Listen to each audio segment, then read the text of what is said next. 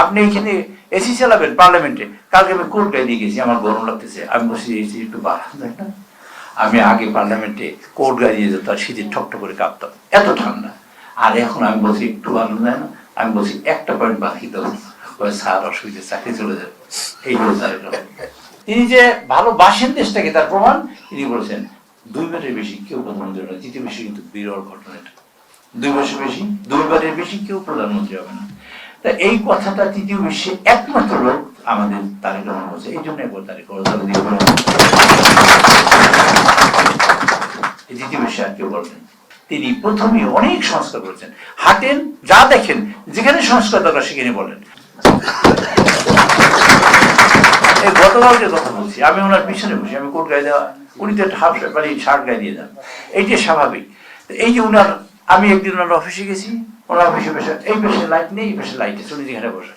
তাই আমি বললাম, নেতার লাইট কি পাশে দিয়েছে না, ওটার দরকার কি, আপনি তো আসেনি, আমি দেখতে পাচ্ছি লাইট রুমের মধ্যে লাইটের ব্যাপারে। তিনি নিজের অফিসে, গত পরশু দিনের কথা বলি, এটা কিন্তু মানে বাস্তব কথা বলছি, গত পরশু দিনের অফিসে গেছি, উনি ঢুকলেন, আমি হোস্ট সে কারণে আমার সাথে সাথে যেতে আমি ঢুকছি। ঢোকার বললো যে স্যার এসি কি অন করবো? তা বললো যে সেন্ট্রাল এসি চল না।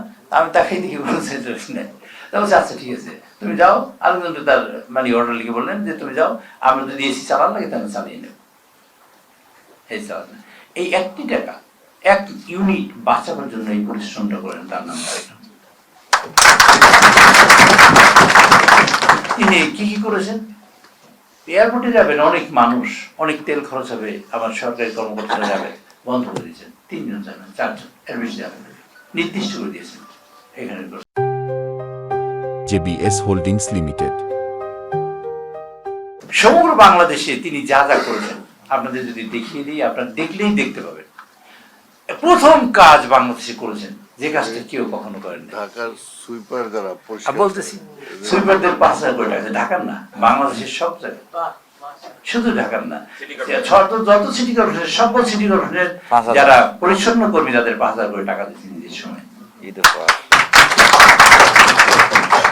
সরকারি কোষাগারে টাকার কোনো অভাব নেই। তা সালাম ভাই বললেন না, মানি ইজ নো প্রবলেম। এখানে মানি কোনো সমস্যা নেই, মনের ইচ্ছা আর ভালোবাসা। দেশকে ভালোবাসে, টাকার সমস্যা হয় নাকি? দেশকে ভালোবাসেন।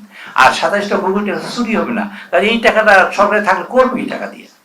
আমরা টাকার উপরে বসে থাকবো, টাকার উপরে ইনশাল্লাহ বাংলাদেশ মানুষের স্বাবলম্বীটা আপনারা চোখে দেখবেন, দেখতে থাকেন আপনারা। সেই সরকারি কি বলে ধর্মীয় গুরুদের এবং ইমাম মুয়াজ্জিনদের বেতন দিচ্ছে সরকারের কোষাগার থেকে। প্রথম বাংলাদেশে ইমাম মুয়াজ্জিনরা টাকা পাবে এবং ধর্মীয় গুরুরা টাকা পাবে। এই কাজটা করেছেন তাই সময় যে কাজটা করেছেন যা আপনারা কখনো দেখেন নাই। দেখিয়ে দেবো আপনাদের এমন একটা কাজ যা কোনোদিন কেউ করে নাই। দেখাবো নাকি আপনাদের? নির্বাচনে পাশ করবার তারা রহমান সাহেব বিরোধী নেতার বাসায় গিয়েছে, একবার হাতে ইতিহাস একদম